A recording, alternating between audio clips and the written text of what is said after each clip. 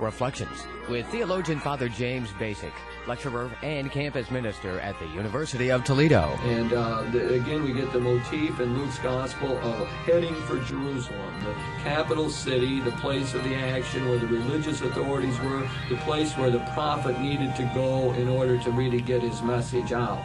Today on Reflections, Father Bacik talks to Father Ken Mormon. The topic of this week's Reflections is the Transfiguration of Christ. And now, here is Father Bacik. Ken, I want to speak with you a little bit about the second Sunday of Lent. And in the second Sunday of Lent, we read from the Gospel of Luke. We're doing that throughout this year, the C cycle we're following. And Gospel of Luke is a fascinating one. I think there's ways in which it is probably more relevant to our own situation than the other Gospels, in terms of Luke was in the business of trying to adapt to a very new situation, and a situation that had sort of a stratification of rich and poor in his community, which we often think of as being Antioch in Syria. And also trying to figure out how to put it into the categories and thought patterns of his people. So let's just talk a little bit about Luke. I mean, we commonly think of him as being rather educated and as a writer. Maybe we could look at that. We think he writes well, beautiful Greek, wonderful stories, and so on. That's very true. Luke is a versatile writer. He casts his gospel in a form that shows us that he is acquainted with the way the scholars in his day wrote for the educated classes of their culture. He mimics that style. He's able, his prologue, for example, is some of the best Greek in the entire New Testament, a beautiful, balanced, periodic sentence, all the clauses carefully balanced back and forth, a lovely piece of work.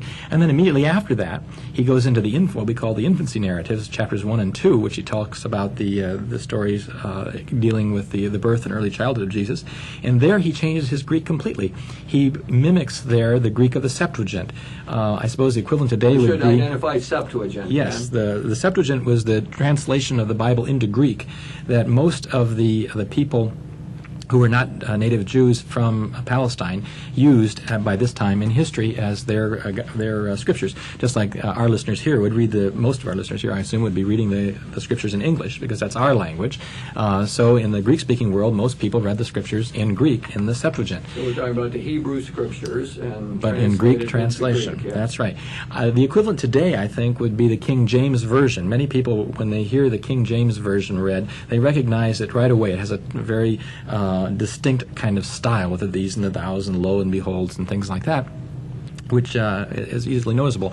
Well, Luke mimics that same kind of Greek in those first two chapters of his gospel, giving that kind of an old flavor, a traditional flavor to those first two chapters. Then when he gets into the ministry, he goes back again to his own style, which is a much better form of Greek, a much better Greek than, for example, Mark is able to write. One of his sources. Mm-hmm. So it's always helpful to understand about these evangelists, that we have four of them. We have four Gospels in the New Testament: Matthew, Mark, Luke, and John. We have to remember that they are authors. I mean, they're not secretaries. They're not taking dictation from God, but they're bringing to bear upon their own talents and gifts. And Luke has investigated his sources and then found a wonderful way to put all of this material together. As I say sources, we might just mention that one of his most important sources was the Gospel of Mark, something that Matthew used also. And we usually think of Luke writing sometime in the early 80s. Common dating would be between 80 and 85. Correct. And then he had another source of some of the sayings of Jesus and a couple of the miracle accounts in which would have the Our Father in it and the Great Sermon, which we often call the Q source, German Quelle. And it's a document we don't have, but the scholars presume that it exists, since both Matthew and Luke have used some similar source. That's why we get similar wordings within Matthew's Gospel and Luke on matters that are not found in Mark's Gospel. So I guess that gets a little complicated, but the fact of the matter is that when Luke is sitting writing that beautiful Greek you're talking about, he's looking at something. He's got Mark in front of him. He's got another document that we call Q, and probably still some other source that he knows either orally or in written form. That's right. I would really like to emphasize that cardinal point you just made, that the evangelists use sources in writing the Gospels that they write. It was not like they were telling their people new information that people had never heard of before. The stories about Jesus had been passed on by word of mouth for several decades by the time the evangelists wrote. People of their day knew these stories as well as we know the stories of Jesus. What the evangelists did was to take out of all the stories that were circulating in their particular parishes, their particular areas, those particular stories that made the point about Jesus that they thought that their communities needed to be reminded of, especially in view of some misunderstandings, we would say some primitive heresies about Jesus that were circulating, began to appear at this time. They chose, out of all the stories about Jesus that their communities treasured, those particular ones that would make the point that, no, Jesus is not like this new group is speaking about. Remember, this is the way he was. And they would recall those to mind. So they were able to use the stories I've just been mentioning right now would be oral traditions, and in the case, as you just mentioned, both Mark and Luke were able to use a written source in both Matthew and Luke used Mark, and the second source, which we do call Q. Another interesting thing about Luke, which makes him unique, is that putting two and two together, again, following the we source in the Acts of the Apostles, we find... That's when he begins to include himself in the journeys of Paul. Correct. Yes. We find that presuming Luke is speaking in the we sections, Luke accompanies Paul to Jerusalem, and that's when Paul is thrown into prison for a period of 2 years. So while Paul is in prison, Luke has the freedom to travel up and down Palestine, speaking with people and doing the research that he says in his prologue he did in order to find out the stories about Jesus. This being a Gentile doctor allows us to presume that he had both the psychological openness and the practical access to women. And that many of the stories that we find in Luke that are not found in other Gospels can be accounted for because these are stories about Jesus that were told to him by women who were present. No other Gospel has so many women in such prominent places, and prominent places in the sense of that take such a prominent roles in the story, as Luke does. And that would be one explanation for this factor. The women who were not part of the official kerygma, the official preaching about Jesus like the apostles did, nonetheless had a whole vast reservoir of stories, things that they had heard him say, things that they had seen him do, and a perspective on Jesus, which Luke found extremely congenial and helpful in dealing with his Gentile readers. It's really interesting the way, as long as you're bringing that up, the way Luke juxtaposes stories of men and women. That's One right. example is very clear is Simeon and Anna That's in correct. the temple, and where you will see that there's both a male prophet who understands Jesus and his role, and then Anna, who's also attuned to this coming of the Messiah. So it's a good example of what you're talking about there. And another example would be in the Lost and Found department of chapter 15, where he tells the story, first a parable starring a man, the good shepherd goes out looking for his lost sheep, and then the very same point made by a second parable immediately afterwards, where the woman searches diligently her house, sweeping carefully to find a lost coin. Right. Same point, one starring a man, one starring a woman, so everyone can identify and learn something from it. I'm fascinated by your explanation of how Luke comes to know all of this, that he is in touch with the women's world in a way and knows some of those stories and so on. That's an interesting way to look at it. Well, Ken, let's look a little bit at the gospel reading for the second Sunday of Lent in the C cycle, which is the cycle devoted to Luke. They change every 3 years. We got Matthew, Mark, and Luke alternating, and this is the year of Luke. And now this is from the 9th chapter of Luke's Gospel, verses 28 to 36, and it's a familiar story of the Transfiguration. So let me just look at a few verses here, and then let's try to comment a little bit on it and see what we get out of this. It begins by saying, Jesus took Peter, John, and James and went up onto a mountain to pray. And then it goes on to say, while he was praying, his face changed in appearance and his clothes became dazzlingly white. Well, one of the first themes we get here that is very prominent in Luke's Gospel is prayer. that Jesus is often engaged in prayer. He prays in the desert at the time of his temptations. He's praying and choosing the disciples. He's praying when the disciples ask him to teach them to pray, and he teaches them the Lord's Prayer. So this is a typical thing right away of going apart and communing with God, and really, in one sense, being transparent to God, being extremely open, which is part of our theology, that Jesus indeed was so open to the Father, the one he called Abba, that God was present in him and could appear through him or manifest the deity through him. That's a good point to make, and it sets up a contrast, which in Luke's version of the story, the implication is that it's taking place at night. Later on in the story, we're going to find out that the apostles the three that were with him had fallen asleep. They're wakened up by the event, and then they go down the mountain. Then the next day, they evidently spend the rest of the night on the mountain.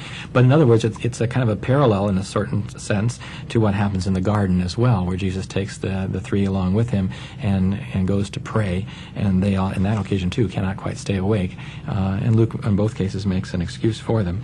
But in this case, as you say, it's a motif that comes frequently in Luke's Gospel, that Jesus spends time praying when others go to sleep.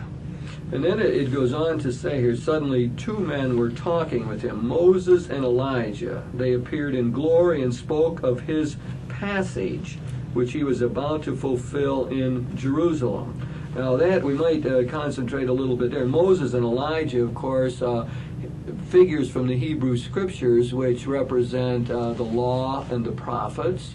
Moses, the great lawgiver, Elijah is one of the great prophets. So it represents the Hebrew Scriptures, the background and so on, and also represents another factor, and that is that those two people were seen to have been taken up into heaven. We're getting sort of a premonition here of Jesus' own ascension and what is happening in his life. So these figures from the Hebrew Scriptures appear to be important in the whole story. That's correct. On several different levels. For one, that Jesus appears to the disciples realize, shall we say, the three realize that Jesus is on a par. We're going to start that there. He's on a par with Moses and Elijah, the two figures that many times they are identified specifically, Moses with the law, the Torah, the first 5 books of the Hebrew Scriptures, and then Elijah as a prime example, maybe the premier prophet of the Old Testament. And so the two major portions of the Hebrew Scriptures bear witness to Jesus, that he is on a par with them. They are in glory, and Jesus is transformed into glory. So in the first stage of the vision, the disciples recognize that the Jesus that they're dealing with is really on a par with these important people of their tradition. Right, and we'll see more, and it's typical of Luke. I mean, he sort of sets the stage for us, but we're going to find out even more about Jesus as we go along here. So he's now on a par. We can talk about him as a prophet and as a lawgiver and so on, like Moses, but we're going to find even more to be said about him. And then I think that this is important. And what did they say? They spoke of his passage, which he was about to fulfill in Jerusalem. Now, I presume this passage refers to his own death and resurrection. And again, we get the motif in Luke's Gospel of heading for Jerusalem, the capital city, the place of the action where the religious authorities were, the place where the prophet needed to go in order to really get his message out. So,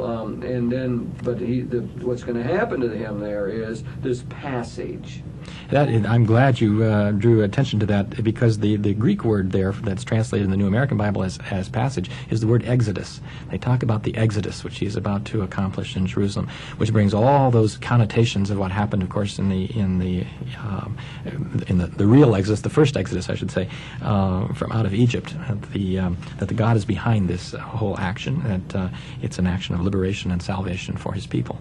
And the Exodus becoming a prime way of always reinterpreting what the divine human relationship is all about. True. That God is liberating us, drawing us out, giving us the promised land. So in the minds of the Hebrew people, the Jewish people steeped in the Hebrew Scriptures, the Exodus is a paradigm. It's the great model of how you're supposed to understand yourself in relationship to God, how you understand the whole community, and always God God as the liberator, the Savior of the people. So we got here a new Exodus. Jesus is redoing the great paradigm and in his death and resurrection.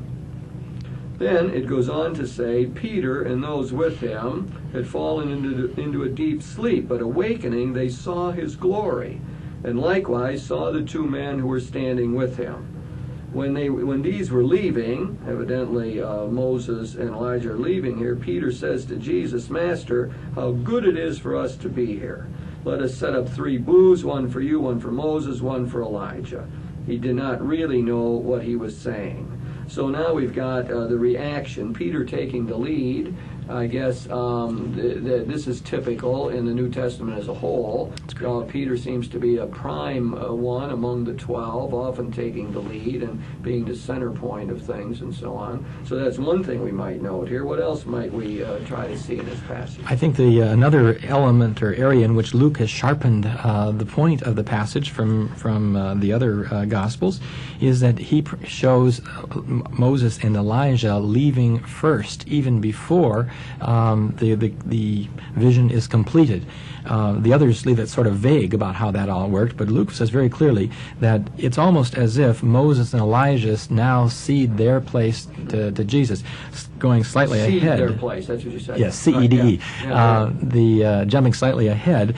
Now, God's words, this is my son, listen to him. In the Greek, again, the him is an emphatic position. It's almost as if God is saying, listen to him instead of, well, that's a little excessive, but that now the disciples are to turn to Jesus for their guidance, that just as they once relied solely on Moses and Elijah on the law and the prophets, now Jesus represents the voice of God, the will, expressing and teaching the will of God for his people, just the way Moses and Elijah did up to this time. As you said before, at the beginning of the story, Jesus is put on a par with these great figures, Moses and Elijah. His glory is appearing through him. His face is changed, just as Moses and Elijah appear in glory. But now we're moving beyond this. Now we're moving to a new stage where Jesus is seen as the great prophet, the final prophet, which I might say, again, is one of Luke's major themes. If we see what does Jesus look like in Luke's gospel, prophet is a very good word for it. He is the prophet, the final prophet, definitive messenger from God, and so on. That's a good category for understanding what Jesus is all about, the prophet. And we get that in this line then. While he was speaking, a cloud came and overshadowed them, and the disciples grew fearful as the others entered it. Then from the cloud came a voice which said, "This is my son, my chosen one, listen to him." And that's where you were emphasizing the him and what that was all about. I must say that this overall thing, again, for anybody with an understanding of the Hebrew Scriptures, we get another example of what we often call a theophany. That is a manifestation of God. It is similar to what would happen on Mount Sinai when Moses was transfigured in encountering God. And you would get a lot of theophanies throughout the Hebrew Scriptures. Theos, God, and the Greek word for manifestation. So we're getting a manifestation of God in and through Jesus here. And the whole event is seen part of this way that God deals with the world. There's these great demonstrations of the divine power in and through the prophets, in and through God's chosen people. And we can be even more specific than that and say that the purpose of this particular theophany is the same as the theophany that occurred in the Jordan at the time of Jesus' baptism. Just as before Jesus begins his Galilean ministry, we have this scene in which the voice of the Lord is heard over the waters saying, "This is my son," identifying Jesus as his son and his messenger to the disciples.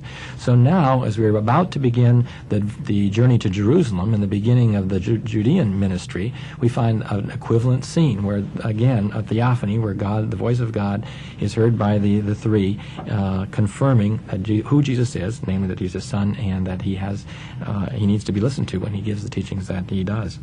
Let's look at the responses then. After they hear this word from the cloud, which represents the divine presence, and I guess we didn't stress that, but the cloud would be a typical imagery for the divine presence within the biblical period. And then when the voice fell silent, Jesus was there alone. The disciples kept quiet, telling nothing of what they had seen at that time to anyone. I guess part of that sense is that they are to assimilate this message, and later on when the Spirit comes upon them at Pentecost, they will be sent out to proclaim the meaning of all of this and to tell other people about it. That's right. The reaction of the three in each case is very interesting. All three of the synoptics that tell us this story mention that Peter's initial response was sort of silly. They all make excuses for it. What a dumb thing for Peter to say. In Luke's version, it's clear that Peter sees Moses and Elijah leaving and so wants to kind of hold on to them and keep them back. We can build tents for them here. We can build booths for them. And they all three says, well, that was a dumb thing to say. But on the other hand, it has that element of realism that's the sort of thing that human beings tend to do. And when confronted with enormous, great events, we don't really make the best responses sometimes. And then afterwards, it says they became fearful when they saw the cloud descending upon them. The New American Bible is a little more specific than it should be. In the original Greek, it isn't really clear who enters the cloud. It says, as they entered it, which could be, as the New American Bible translators interpreted it, meant the Moses, Elijah, and Jesus, but it could be also a generic, that they all were enveloped in the cloud, which would make sense from the parallel on Sinai when Moses goes up into the cloud and so forth. Because when the cloud lifts, then Jesus is there alone. And now, Jesus tells them, don't babble on about this, keep quiet, as you said so well, assimilate it first. The day will come when you'll need to proclaim it. In Mark's Gospel, he says that explicitly and tells them not to tell anyone. Luke just says that they don't, and they reflect upon it. Well, it gives it the whole event. Of course, there's a lot of scholarly debate on this. I'm not sure how much we want to get into that, but there's a lot of people who feel that there maybe is a core issue, historical event involved here, where Jesus and the disciples go up on the mountain to pray, and Jesus lets them know that the plan has changed, that the Galilean ministry now, which hasn't been going well, has got to be rethought, and we got to head to Jerusalem, and that's going to be tough because we're going to encounter opposition there. And that even in the midst of this, they come to see Jesus as a heroic figure or manifestation of God.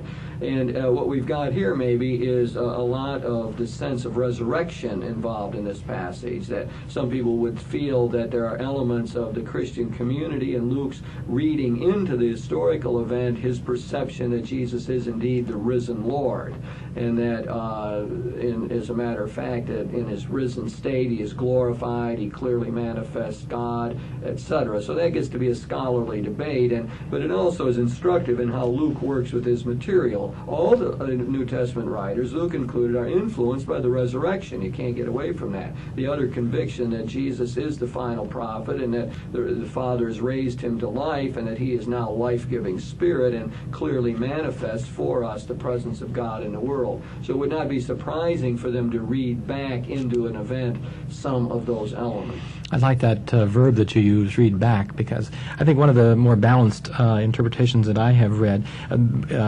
pointing out that many of the elements of this story have no parallels in any of the resurrection narratives. The speaking of Jesus' glory, for example, his glory is not mentioned in any of the resurrection narratives. The sharing the stage with Moses and Elijah, that doesn't happen in any of the resurrection narratives. The kind of foolish remark that Peter makes has all the earmarks of exactly what people, that's the sort of thing you don't craft and make up if you're drawing up a story from scratch. But as you say, I think what happened is that when people reflect back and imagine what was this like, they imagine it in terms of what happened later on, in terms of the resurrection appearances. And it's a very natural sort of thing. The details are heavily influenced. They envision it in terms of the resurrection appearances of Jesus, and therefore it has many of the same qualities. Something happened there, and the tradition remembered it, and the tradition passed it on. But many of the details are left to the author's imagination, to how to set the scene and so forth. Many of those could be influenced heavily by what happened later on. Mark uses the passage for a very specific purpose. And of course, Luke uses Mark. Mark places the scene immediately, or almost immediately after Jesus announces, as you alluded to before, that he had to go up to, that indeed he was a Messiah, as Peter had confessed, but that meant he was going to have to go through the cross. And therefore, particularly in Mark's placement, when this scene comes immediately after it, when the voice from heaven is heard to say, "This is my son, now listen to him," it has that implication, listen to him when he tells you this, he's not crazy. This is exactly, even though he's talked about his degradation, the Transfiguration shows there's another side of the story, and tells the disciples, as difficult as this is maybe to accept, now listen to him when he says that. Luke takes up the same arrangement sequence, because the sequence is found in Mark, but in the case of Luke's gospel, it appears that he has more looking towards the future, what's going to happen next, the Judean ministry, than what has immediately happened prior to this, the Petrine confession, as it has in Mark's gospel. That's one of the reasons Luke is such a valuable gospel for us, because it does have that future orientation, and is suggesting that all this message has a meaning for the church at any time in history. And one of the messages, of course, is that we see that Christ is for us indeed the parable of the Father, that Christ is the one who manifests the glory of God in the world. And then our sense is that if we're in touch with that, if we have some sense of Jesus as the prophet, as the manifestation of the glory of God, then that's going to help us. That's going to help us see what life is really all about. You look at Jesus and you get some sense of what God is like, and what he's like is he's the glorious one, he's the powerful one, the omnipotent one, and that we need to respond to that. But we can see that glory reflected not only in Christ then, but when we gather for the liturgy to celebrate that, and then further we can see that glory reflected in the followers of Christ and the people who in one way or another are trying to live out his message in the world. So there is that glorification that comes. Well, Ken, we've been trying to look here at this second Sunday of Lent, and it is the story of the Transfiguration. And I think that it is, there are a lot of lessons that you've brought out well for us here. And I think that part of it is to see this continuity with the Hebrew Scriptures. And as you said, that Jesus is not just a prophet like Moses and Elijah, but he's really the definitive prophet, the final word of God. And that's what sets up our whole Christian faith, isn't it? Our sense that if you want to know where God's glory is most clearly manifested, the great mysterious God somehow gets sort of pinned down almost in this man Jesus. It's a remarkably important insight for all of us to bear as Christians, and to keep in our mind as we try to move through the Lenten season and probe the meaning of Luke's Gospel.